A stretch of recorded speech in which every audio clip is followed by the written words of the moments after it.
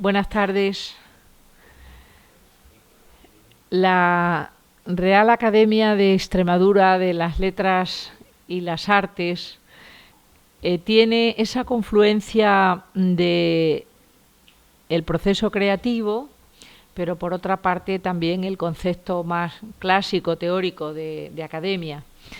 Y el conferenciante de hoy, el profesor José Luis Bernal Salgado, tiene esa doble vertiente. Por una parte, él es catedrático de literatura de la Universidad de Extremadura, ha sido decano de la Facultad de Letras, también es presidente del Centro UNESCO Extremadura, sustituyendo o continuando la labor de nuestro anterior director y bueno, figura emblemática, José Miguel Santiago Castelo.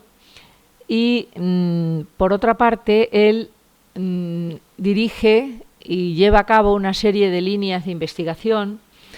En concreto, su área de especialización es lo que él se denomina la Edad de Plata de la literatura española, la generación del 27. Ha trabajado ampliamente en la figura de Gerardo Diego, pero no solamente en esta insigne figura de las letras españolas, sino también en numerosos autores, entre otros en el creador que hoy nos va a presentar, José María Valverde, precisamente en el centenario de su existencia, ¿no?, de la figura de José María Valverde. Pero además tiene otra vertiente, el profesor Bernal, que es la de poeta, que muchos desconocen, ha ganado numerosos premios y tiene esa vertiente creativa, además de la vertiente académica que acabo de enunciar, y creo que esto hay que destacarlo, porque quizá en su alma fluyen esas dos partes que son complementarias, pero a la vez también muy interesantes. Cuando le propusimos participar en este ciclo de conferencias de Visiones de Extremadura en su segunda edición, inmediatamente aceptó nuestro ofrecimiento y le queremos agradecer en nombre también de la directora de la Academia y de los compañeros que hoy nos acompañan, el que haya tenido a bien el compartir con nosotros esta visión de una figura de las letras extremeñas como fue José María Valverde, como es José María Valverde, porque la ventaja de los escritores es que su obra siempre permanece. Y sin más preámbulos, José Luis, te cedo el uso de la palabra y agradezco también a todos los presentes que nos acompañéis en esta jornada que invita a pasear por el maravilloso campo extremeño y a compartir en esta sede del Palacio de Lorenzana una de esas visiones de Extremadura que van andando a lo largo de este mes de marzo. El próximo viernes tendremos a nuestra directora, María del Mar Lozano Bartolozzi, hablando de la arquitectura de los pueblos de colonización, que es también otro proceso creativo muy interesante, contemporáneo. Y la última conferencia del mes de marzo correrá a cargo del profesor José Julián Barrigas, que nos hablará también de otro tema para él muy querido, como es toda esa proyección en América y esa figura tan ligada a él de Garrovillas y de todos esos ámbitos que él, como buen comunicador que es, domina. Pues nada más, muchas gracias al público, muchas gracias a José Luis y te cedo el uso de la palabra.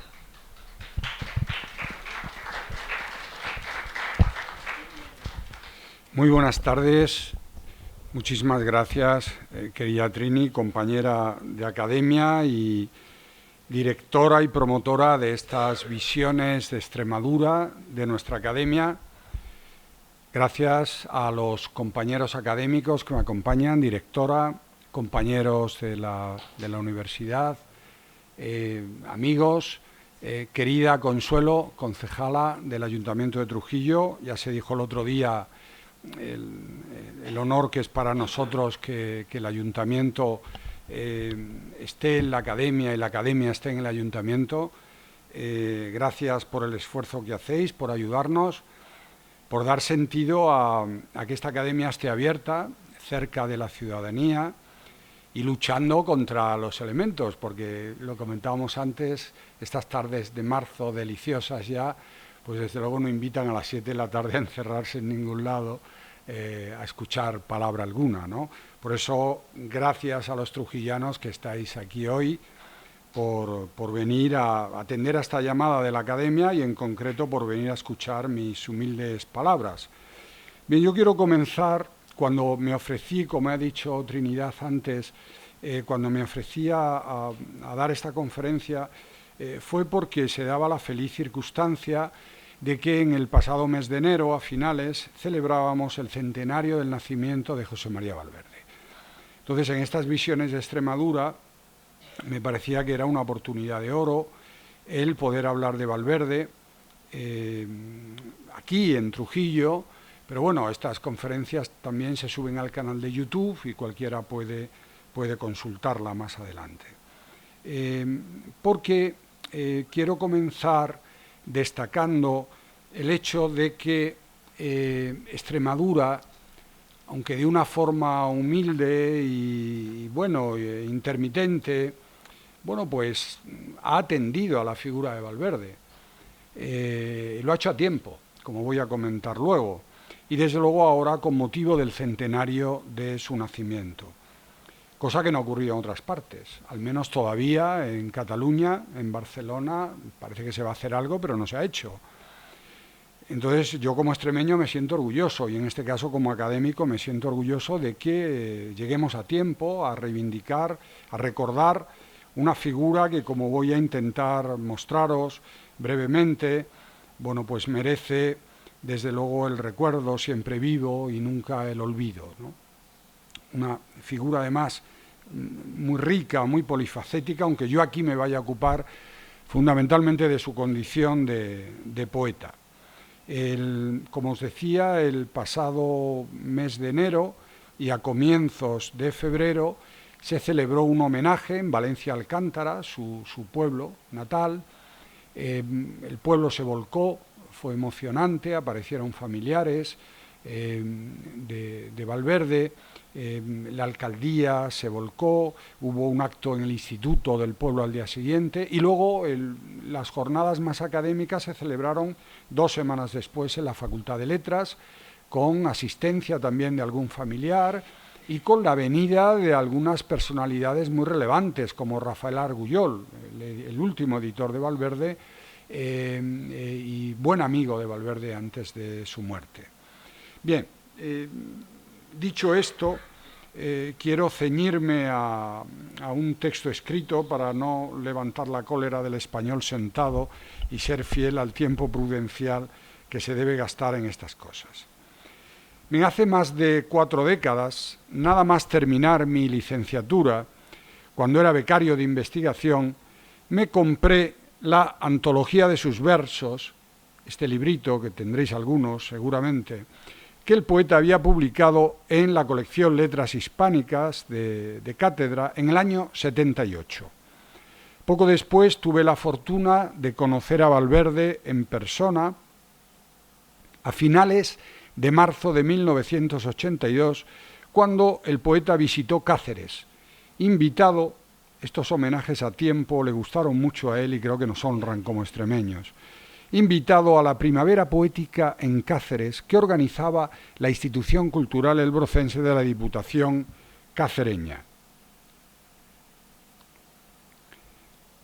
Como rezaba el pie de foto de la noticia, de esta noticia en la prensa publicada al día siguiente, donde en primer plano, bueno, no se ve muy bien, pero yo os lo aclaro, en primer plano aparece Valverde con 56 años recién cumplidos. Me da vértigo decir esta edad, ¿no? Porque tenía bastantes años menos de los que tengo yo ahora, ¿no? Y a mí me parecía una persona, en fin. Aparece acompañado en el Auditorio San Francisco por Ángel Sánchez Pascual, un profesor, catedrático de instituto, pero un grandísimo poeta que ganó el premio Adonais, y que había dinamizado estas primaveras poéticas en Cáceres, y el vicepresidente de la Diputación. Bien, Valverde estaba por primera vez en su tierra como poeta. Fijaos, hablo del año 82. Por aquel entonces, vicios de la juventud mía, yo preparaba junto a otros poetas y amigos una revista literaria que acabaría viendo la luz al año siguiente, en 1983, la revista Gálibo, que he traído aquí para que la veáis. Te la regalaré luego, Consuelo, para el ayuntamiento, porque es ya una pequeña joyita bibliográfica, ¿no? Debimos contarle el proyecto de esta revista, que se estaba ideando entonces a Valverde, que para nosotros era como un dios en la tierra, allí sobre el estrado del San Francisco, cuando lo saludamos tras el acto, y él generosísimamente nos manuscribió para esa revista no nata todavía un poema que lo tenéis ahí titulado El Día del Perdón. Un poema que, claro, publicamos facsimilarmente, esa es la letra de Valverde, como pórtico y presentación del número 1 de esa revista que aparecería a principios del año siguiente, en 1983. Tiempo después, yo compré las poesías reunidas de Valverde, publicadas en 1990 en la mítica colección de poesía de la barcelonesa editorial Lumen, donde ya se habían publicado ediciones de poetas consagrados. Mi sorpresa fue encontrar en aquellas poesías reunidas, que abarcan un lapso temporal amplísimo, desde 1945, cuando Valverde publica Hombre de Dios, su primer libro, hasta 1976, entonces, cuando publicó Ser de Palabra y otros poemas, que fue su último libro realmente. Esas poesías reunidas que contenían una selección a la manera de Valverde de su obra poética publicada. Bien, y mi sorpresa fue encontrar al final de ese volumen, bajo el título Otros poemas, 3 textos no recogidos en el libro, como aclara el autor en una nota, que son Carta a Luis Roche, Nicaragua, amigo nicaragüense, fechado en 1982, el poema Noche Oscura y este poema, El Día del Perdón, ambos sin fecha, estos dos últimos. Como aclara la nota editorial citada del propio Valverde, dispuesta al principio de la edición de Lumen, el poeta recoge aquí no unas poesías completas en esa edición. Realmente Valverde nunca quiso publicar unas poesías completas. Él siempre publicó sus últimos libros completos, pero del resto los seleccionaba. Él no era amigo de esa publicación tan obsesiva en algunos poetas de publicar poesías completas, sino unas poesías reunidas donde se incluye lo que aún él seguía queriendo ofrecer al lector, que esencialmente recoge lo que ya apareció en ese volumen, Enseñanzas de la Edad, que recogía sus poemas desde el 45 hasta el 70, que incluye completo un libro al que le voy a prestar algo más de atención, de 1970, titulado significativamente Años Inciertos, y que cerraba entonces aquella recopilación Enseñanzas de la Edad. A eso se añadiría Ser de Palabra y otros poemas, publicado en 1976, que realmente es el último libro poético publicado por Valverde, así como esos citados varios poemas no recogidos en el libro, donde está este Día del Perdón que a mí me conmovió, ¿no? Porque era esa joyita que nosotros habíamos publicado en Gálibo, aunque en la edición de Lumen no se pone, el editor no pone ninguna nota diciendo que ese poema había sido anticipado en una humilde revista cacereña en el año 83. Es obvio que esa citada antología de cátedra del año 78 ya recogía una selección completa de los libros de Valverde, hasta Ser de Palabra del 76. Lo que yo no podía imaginar es que este tesoro, el autógrafo del Día del Perdón, sería el poema que iba a cerrar la poesía reunida de Valverde muchos años después, pocos años antes ya de su muerte a los 70 años. Hoy no puedo evitar decir que el Valverde que conocí en 1982 era ya un poeta pleno, solo con 56 años, pero que no volvería ya a publicar ningún libro de poemas nuevo. En aquella conferencia recital de marzo del 82, que dio Valverde en esas jornadas en Cáceres, el poeta confesó: «Me siento poeta extremeño, porque a partir del segundo libro me dejé influir por la poesía hispanoamericana y en lugar de conquistador fui conquistado». palabras que tienen mucho sentido dichas en Extremadura, ¿no? Una deliciosa y sutil manera no exenta de ironía, claro, al decirlo en Extremadura, de proclamar su admiración por César Vallejo, por Pablo Neruda, así como por otros poetas nicaragüenses menos conocidos a los que él frecuentó en Madrid de joven, como Carlos Martínez Rivas, Pablo Antonio Cuadra o su queridísimo Ernesto Cardenal, o como el cubano Cintio Vitier, poetas todos ellos que encarnan un claro compromiso político y social en sus obras, como lo haría Valverde.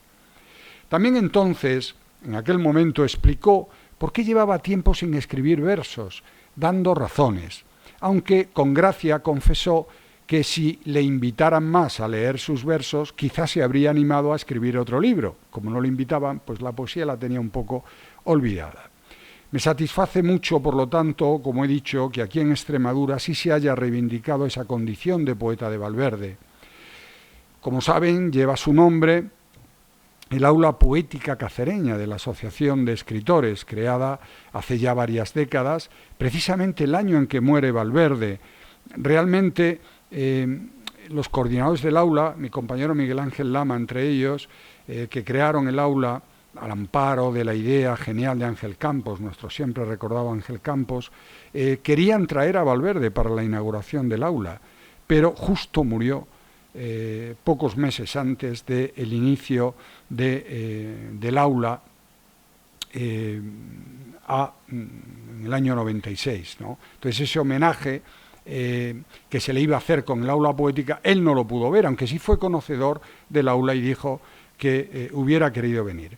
Precisamente cuando Valverde muere, se organiza, como se ha hecho ahora, en Cáceres y en Valencia de Alcántara, a comienzos, y ahora en Trujillo, a comienzos de diciembre del año 96, un homenaje organizado por los directores de aquel aula, José María Valverde, en el que se leyeron sus versos y se impartieron dos conferencias muy interesantes a cargo de Eugenio de Nora, amigo, el gran poeta de posguerra y muy amigo de Valverde, y por Ricardo Senabre, el catedrático de Teoría de la Literatura, creador realmente de la Facultad de Letras de Cáceres, el siempre recordado y querido profesor Senabre, que ya por entonces estaba regresado a su Salamanca, a su querida Salamanca.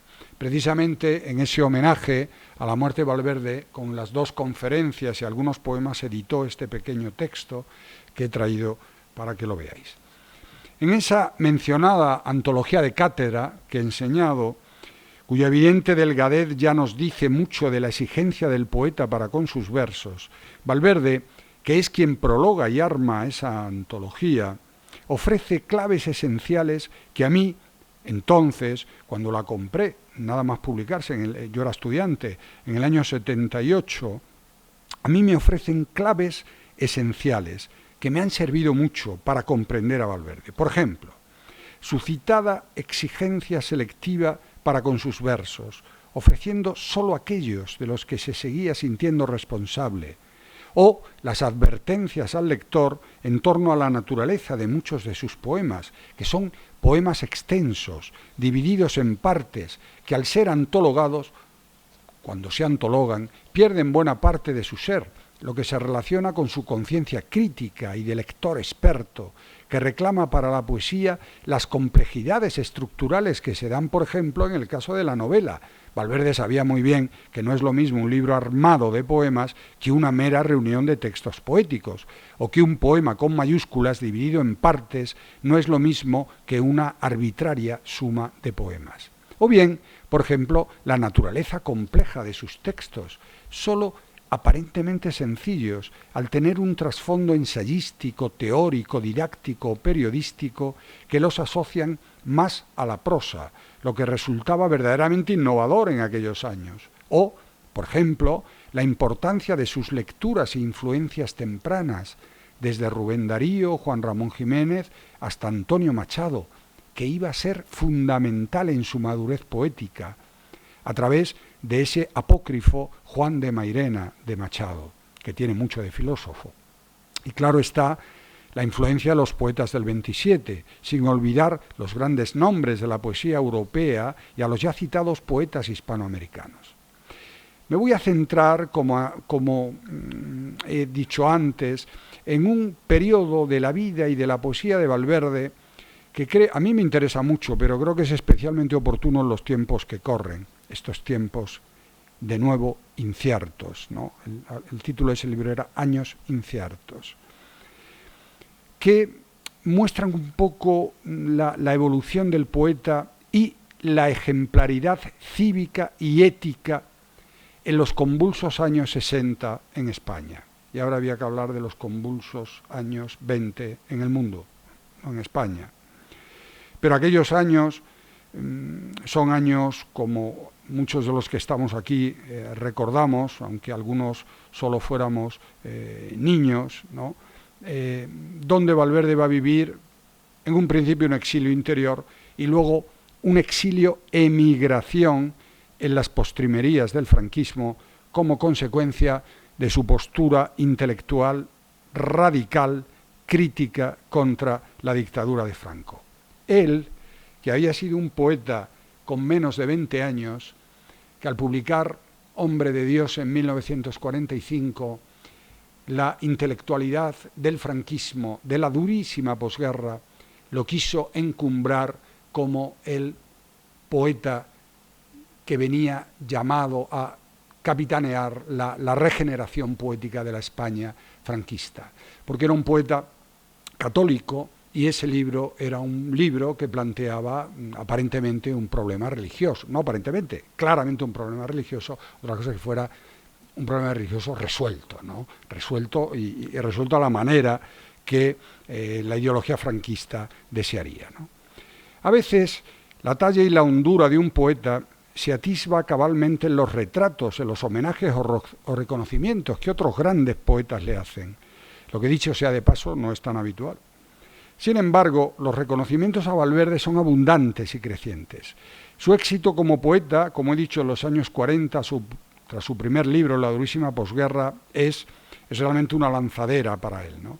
Basta recordar ahora uno de esos retratos conocidos de nuestro premio Nobel, Vicente Aleixandre, quien escribió los versos de su poema Ha visto el poeta un día, a manera de dedicatoria o retrato a Valverde, como reza la nota inicial José María Valverde en su libro Oda a la creación del mundo.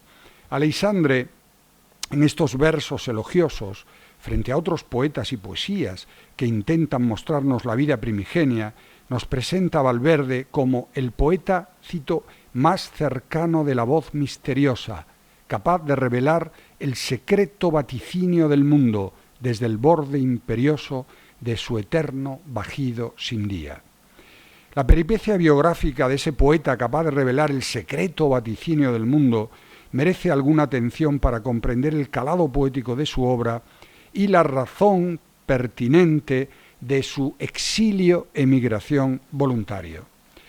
Es bien sabido que la vida de Valverde dio un giro trascendente en el año 65, que poco más tarde va a desembocar en un exilio forzoso o una emigración necesaria a América, uno de cuyos frutos poéticos más interesantes, como he dicho, va a ser ese libro Años inciertos, donde encontramos un poema, uno de esos poemas largos de Valverde, que se titula El profesor de español, que a mí me fascinó desde que lo leí, al que me referiré luego un momento. Valverde confesó, al explicar su valiente decisión en los difíciles años 60, yo dejé la universidad por razones políticas y 2 años después dejé España por razones económicas. Es decir, había que vivir, ¿no? Tenía que comer y alimentar a su familia y a su prole. Esta realidad cruel de emigrante, en unos años en los que España sufrió la dolorosa sangría de la emigración, fundamentalmente a Europa, es muy significativa. Su ocupación como traductor en aquellos años, pese al buen trato que recibió de las grandes editoriales, sobre todo en Cataluña, era insuficiente para sobrevivir en España. Él y su familia, ya tenía 5 hijos en aquel momento. Valverde tenía entonces 40 años, en el 65, cuando renuncia, cito, por motivos de índole personal, a su cátedra de estética en la Universidad de Barcelona, que él ocupaba desde 10 años antes. Y lo hace en solidaridad con la sonada expulsión de los catedráticos por el régimen franquista. Esto es muy conocido, me refiero a Enrique Tierno Galván, José Luis Aranguren, íntimo amigo de Valverde, y Agustín García Calvo, del que precisamente se celebra también ahora el centenario, que fueron expulsados el 14 de febrero por resolución del Consejo de Ministros en el que se les separaba definitivamente de sus cátedras. Las revueltas estudiantiles venían siendo una constante en aquellos años convulsos.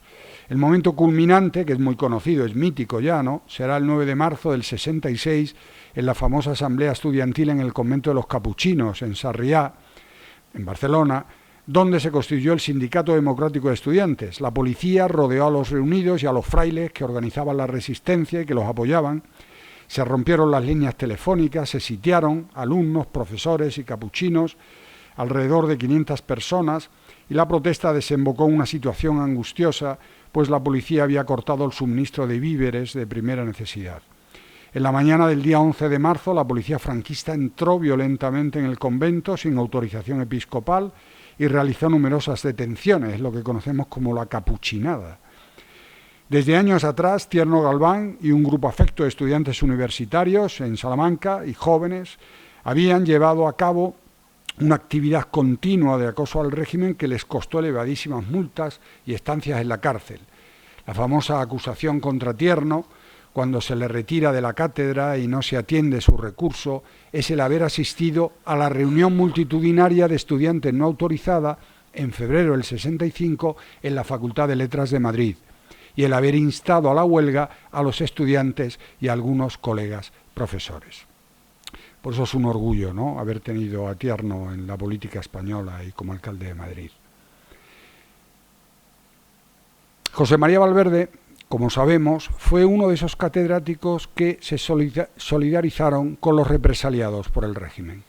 Memorable será su famosa postal a su querido amigo Aranguren: nulla aesthetica sine ética, ergo apaga y vámonos. Texto que las juventudes de izquierda, ya en la democracia española, seguirían recordando al homenajear al poeta tras su muerte como lema incorruptible en la lucha política, escribiendo esa pintada que estuvo cerca de la casa del poeta, por la calle Aribao, en Barcelona, la famosa calle de la familia de Andrea, la protagonista de Nada, de Carmen Laforet. Nos enteramos en Valencia Alcántara, en el homenaje, que esa pintada había sido borrada recientemente. Bueno, esclavitudes de la limpieza ciudadana, ¿no? Tras vivir unos años, Valverde, en durísimas condiciones económicas, más bien sobreviviendo, como decía, con sus tradiciones, decide emigrar, exiliarse a América en el verano del 67. En primer lugar, la familia pasaría un corto periodo de tiempo en los Estados Unidos, para llegar poco después a su destino definitivo en Canadá. Hay un poema, la carta a Narcís Comadira, un gran poeta catalán, íntimo amigo de él, de los letraferits catalanes, ¿no?, escrito a su llegada a Canadá en el año 68, donde él dice claramente su incomodidad en los Estados Unidos. Eran años muy complicados, guerra de Vietnam, etc., ¿no? Y dice en un poema: quizá empiezo a ser viejo, pasó mi temporada de libertad sublime, incluso estuve a punto de meterme en el fuego por dejar la sartén. Quiero decir que estuve un tiempo entre los yanquis. A Estados Unidos había llegado Valverde con un contrato de full professor a la Universidad de Virginia, en Charlottesville, pero ante el clima revuelto del país, como decía, la segregación racial terrible en aquellos años, en el estado de Virginia además, la guerra de Vietnam, y un justificado temor, entre otras cosas, a que llamasen a filas a su hijo mayor, la familia se marcha en el 68 a Canadá, a la Universidad de Trent. En julio del 68 llegaron a Peterborough, en Ontario, un lugar apartado y pequeño frente al Polo Norte. A ello se refiere en ese poema que he citado antes, que a manera de carta escribe a su querido Narcís Comadira, amigos del grupo de Barcelona, y dice: pero ahora he llegado, como diría Rilke, a la última casa de la última calle de la ciudad final, de cara al Polo Norte. No os alarméis, más frío pasaba en Sant Cugat, y respiro horizonte, y enseñando español repaso, lo pasado y lo nuestro. En ese año clave para la historia europea reciente, arrancó una larga, recordad, en mayo del 68, primavera de Praga, arrancó una larga estadía en Canadá que Valverde, como emigrante, exiliado y profesor de español en el extranjero, vivió de la mejor manera que pudo, ¿no? Tras la muerte de Franco, se le reintegra a su cátedra en la Universidad de Barcelona en el año 76. Regresa a Barcelona con la familia al año siguiente, en el 77, y en esos años claves de la transición española, su compromiso con los desfavorecidos y con las causas sociales y políticas de la izquierda histórica no desfallece. Por ejemplo, Valverde es elegido en el 79 presidente de la Casa de Nicaragua y va a desarrollar una gran actividad en favor de América Latina. De hecho, en el 86 se le va a conceder la Orden de la Independencia Cultural Rubén Darío, la más alta distinción del gobierno nicaragüense hasta ese momento, que solo se había concedido a dos extranjeros, a Graham Greene y a Julio Cortázar. Aquí tenéis, si Valverde levantara la cabeza se le volvería a caer, ¿no? Una foto con Daniel Ortega, con su queridísimo Ernesto Cardenal. A comienzos de los 80, él va a viajar a Cuba, aquella Cuba de los 80, en un congreso de escritores, y en el 86 a la Nicaragua sandinista, donde recoge el citado galardón, ¿no? Hay muchas fotos de este periodo, esa foto con un Fidel pletórico, como veis, o con Rigoberta Manchú, ¿no? Que luego sería Premio Nobel de la Paz, como sabéis. En los años de migración y exilio, esos años anteriores que hemos hablado, ¿no? Desde el año finales de los 60 hasta el 76, escribió, como señalábamos, un libro que he citado antes, Años inciertos, el título es clarísimo, ¿no? Incluido como libro inédito en esa recopilación suya de toda su poesía, Enseñanzas de la Edad. Años inciertos recoge fundamentalmente poemas de esa dura experiencia del exilio hasta que llega a Canadá. Hay algunos textos fechados en los primeros años 60, pero pocos, ¿no? Y a ese libro pertenece la carta a Narcisco Madira que he citado, así como ese largo poema El profesor de español.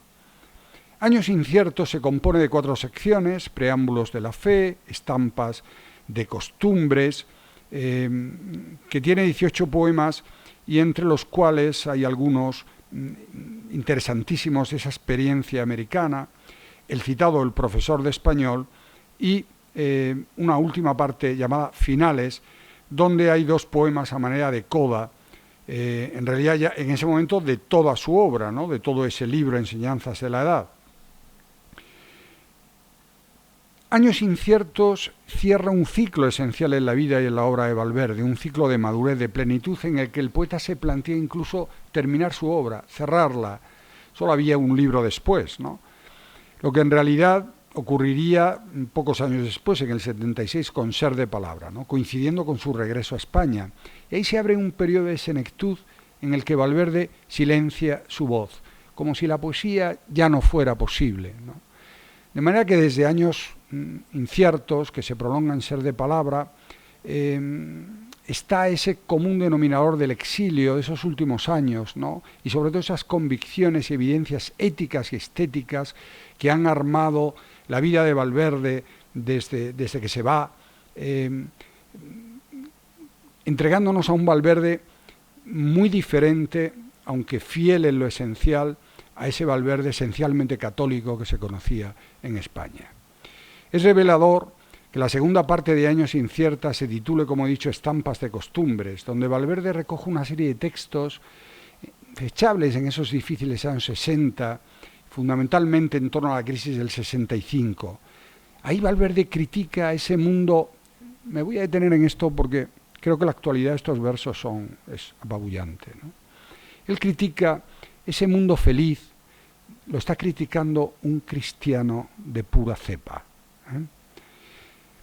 Ese mundo feliz catalán, burgués, esa realidad española ficticia que el régimen franquista maquilla con el voceado desarrollismo de los años 60, frente a la miseria, la pobreza, la ausencia de futuro y esperanza, a veces tapada con un velo de ironía, aún más crítica en su caso por esa veta cristiana, ¿no?, que tiene.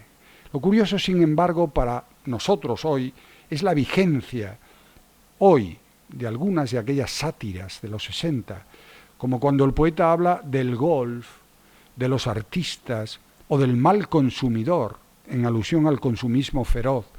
Esa visión del futuro, el mañana, de José María Valverde es sorprendente.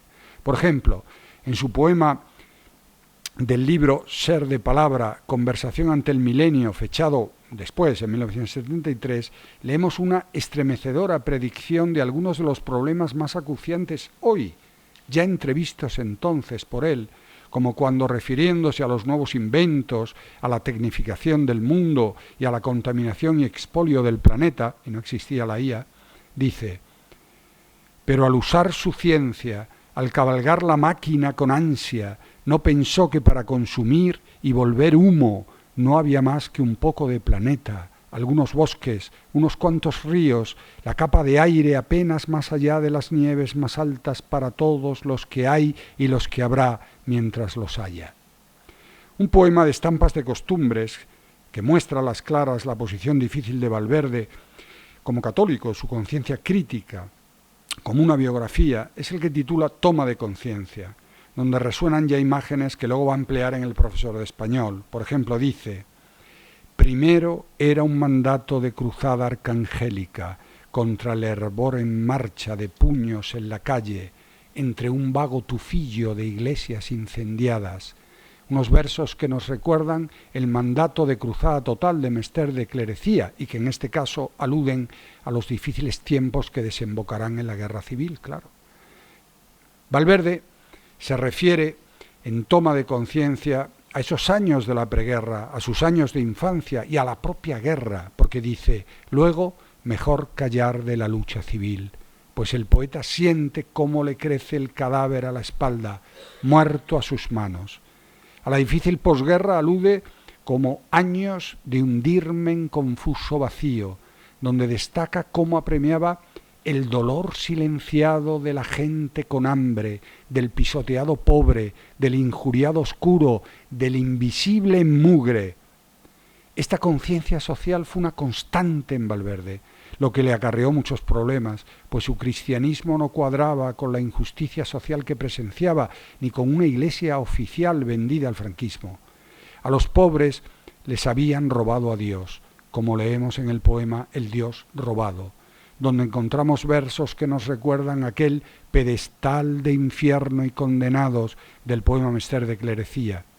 En realidad, los poemas del profesor de español toman sus claves biográficas actuales de esos textos de años inciertos, para luego trabarse en una lección histórico-literaria que el profesor imparte.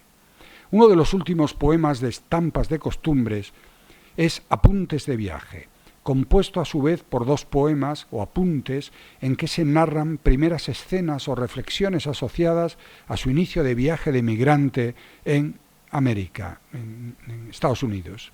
El primero lo titula Negros USA y es una lúcida reflexión sobre la injusticia social que entrañaba el racismo en Estados Unidos y sobre todo en ese estado en el que él vive, que es Virginia, ¿no?, denunciada ya por otros insignes viajeros precedentes, como Federico García Lorca, en Poeta en Nueva York.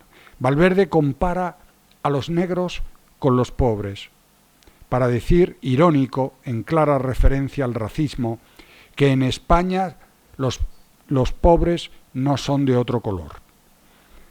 En el segundo poema titulado Old America, Vieja América, Valverde vivisecciona aquella vieja América en calma, perfecta en su superficie, pero sin olvidar que, cito, para lograr tan nítido reposo hay un trabajo ruidoso allá detrás, y hay países de pobres que malviven, y hay armas, y hay crueldad. Esa Norteamérica engañosa, amable, delicada, exquisita, esconde el poder del capital y la fuerza nuclear, dice Valverde. Pensemos en el momento en que Valverde escribe estos poemas, esos años agitados, inciertos, la guerra del Vietnam, las convulsiones revolucionarias, esa guerra fría tan enquistada, ¿no? Otro texto clave, verdadera declaración de intenciones del poeta enamorado, para quien la mujer amada, su querida mujer Pilar, sería la compañera fiel de toda la vida, es El madrigal del emigrado. certeramente dispuesto tras esos apuntes de viaje. En este texto, el Madrigal del emigrado, Valverde usa la palabra emigrado, que yo estoy usando continuamente, es decir, emigrante, para autodefinirse. De ahí su alusión a trabajador en el extranjero, que vemos en El profesor de español. La mujer, su mujer es, cito, tierra mínima y fiel. Tierra mínima y fiel, mujer de siempre. Tú eres mi patria arada y fértil, llevas mi lenguaje, mi diálogo, mi gente. En Ser de Palabra, su último libro, como he dicho, aunque escrito en ese exilio, ¿no?, en ese clima del exilio, Valverde va a radicalizar su postura y va a indagar en la razón de ser del poeta, en su compromiso ético con él y con el mundo. En su poema Agradecimiento a Cuba del año 72, va a rescatar ese tono del profesor de español, reflexionando en aquel momento sobre la Revolución cubana y el devenir de aquella otra América, entonces lejos de España como exiliado, como un profesor trabajador en el extranjero, que proclama, cito, pero hoy, solo y remoto, me lo digo, y en mi vacío sé que era lo justo, lo que había que hacer por el mañana y el prójimo, aunque fuera a tropezones, y que si al escribir hay en mi lengua sabor de más futuro, es que en su luz está el fervor que en estos hombres arde. La hilación con el profesor poeta que escribe el profesor de español es clarísima, ¿no? En este poema advierte, por ejemplo, cuando dice ¿qué hacer yo, español, solo entre lo extraño, viviendo por correo y de memoria? Unos versos que recuerdan un poema, Orígenes, del profesor de español, donde dice: entre la niebla o la nieve, entre el gris del tráfago de algún país industrioso, en medio de lo extraño, el español que vive de andar enseñando su modesto lenguaje. Valverde va a aprender en Cuba y en los hombres de su revolución, pese a su marginalidad, su desánimo y su tristeza. Cito, algo que habríamos de hacer los que decimos ser cristianos. En ese poema, Agradecimiento a Cuba, el poeta concreta el sentido de la palabra mañana, una palabra cargada de significado y de ecos evidentes en toda la tradición literaria española contemporánea, al menos desde Larra, como símbolo de esperanza, de futuro para los pobres, para los desfavorecidos. Lo interesante, en fin, es que en Ser de Palabra, en ese último libro, el poeta culmina la fusión indisoluble de la palabra, poesía y de la vida. Ética y estética teñidas inevitablemente del eco cristiano, del sentido bíblico del verbo, la palabra que es y que crea, al ser lo que nombra. Por ello, la parte central del libro Ser de Palabra es el poema homónimamente titulado y dividido, Ser de Palabra, dividido en 7 partes, que curiosamente coincide con las 7 partes del profesor de español y que remite al número bíblico y a la creación del mundo en 7 días, claro. Bien, el profesor de español, ese poema al que me estoy refiriendo y con el que voy a terminar, que se incluye en Años inciertos, yo creo que es una parte esencial de ese testimonio ético y estético de Valverde en esa difícil experiencia del exilio, de la emigración que le tocó vivir. Valverde publicó en el año 69 un librito que los que estudiamos en los años 70 consultábamos y leíamos, que era una breve historia de la literatura española, en esa colección Punto Omega de Ediciones Guadarrama, que ya no existe, que editó memorables textos, como por ejemplo unas reflexiones poéticas de Cernuda, ¿no? Esta obra le debió servir a Valverde, entre otras cosas, como una mínima fuente de ingresos, ¿no?, pero también como un recipiente donde verter sus lecciones de profesor de español en el extranjero. La obra abarca desde la Edad Media hasta una crónica rápida de los últimos años, donde el autor va a hablar de sus poetas cercanos, contemporáneos, como Valente, Brines o Claudio Rodríguez, ¿no? Y Valverde indica en una breve nota introductoria que el libro quería ser como un pequeño mapa. Yo les digo a mis alumnos muchas veces que al enseñar la literatura que esto es como un viaje y que lo que yo les cuento es como un mapa para que no se pierdan, ¿no? Y Valverde usa esta misma metáfora, ¿no? Sería como un pequeño mapa, ¿no? Sin especial compromiso profesional ni científico para el lector de literatura española, porque su deseo no es hacer valer sus criterios e ideas, sino aumentar el número de los que comparten sus experiencias de lector, ya que cuando se disfruta con un poema o un libro, ese disfrute aumenta tanto cuanto más son quienes lo comparten. Esta proclamación jubilosa del lector, que es algo muy moderno, se aleja, claro, de los vacuos embaramientos y complejidades académicas que tantas veces entorpecen el mero gusto de la lectura, ¿no? En Valverde prevalece no solo ese criterio pedagógico infalible cuando se enfrentaba a lectores extranjeros de nuestra literatura, sino fundamentalmente ese gusto esencial del creador poeta que es lector antes y al mismo tiempo que escritor. Por cierto, en estos homenajes que se le han rendido, quienes han sido testigos de su docencia en Barcelona decían que era un espectáculo, que a sus clases iban quienes no estaban matriculados en su asignatura, ¿no? Sobre todo a su vuelta, ¿no? A su vuelta del exilio. Bien, esta breve historia de la literatura española, que es coetánea a los poemas del profesor de español, no es otra cosa que el argumento literario explícito de esos poemas del profesor de español, el apoyo pedagógico que el profesor dispone junto al poeta. Por ello, en sus páginas encontramos citas de textos o versos que luego van a trufar los poemas del profesor de español, como felices intertextos que revitalizan el poema sin merma de la verosimilitud didáctica, ¿no? El cañamazo sobre el que se sustentan esos poemas del profesor de español es ese juego retrospectivo de historia literaria, y mira la tradición literaria para explicarla, pero al traerla al presente en el espacio del poema, aquella sirve fundamentalmente para explicar su propia realidad, su circunstancia vital. De ahí que en los textos encontremos una mezcla intencionada de historia literaria e historia personal, de literatura y vida. Es decir, estos poemas llevan el título de una lección de historia de la literatura, que eran las lecciones que él explicaba en clase en Canadá. Pero son poemas en los que él mezcla su propia experiencia vital de exiliado con esa historia literaria que está explicando en clase. Por ejemplo, ahí tenéis un ejemplo, ¿no? Donde él aparentemente está hablando de Berceo, en el nombre de Dios que fizo toda cosa, es el comienzo de la vida de Santo Domingo de Silos. Ese es un poema donde él va a hablar de su experiencia contemporánea de poeta, del drama de su exilio.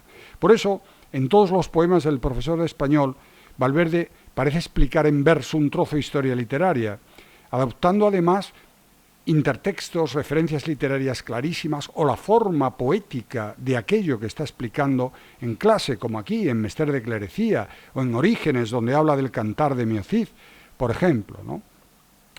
Por si cupieran dudas, el autor lo explica con toda claridad. Y lo cito: mi situación como profesor de español en el extranjero me hacía vivir con más dolorosa obsesión que nunca la conciencia de la tragedia de los pueblos de mi lengua, tragedia que desde España había podido parecer menos apremiante.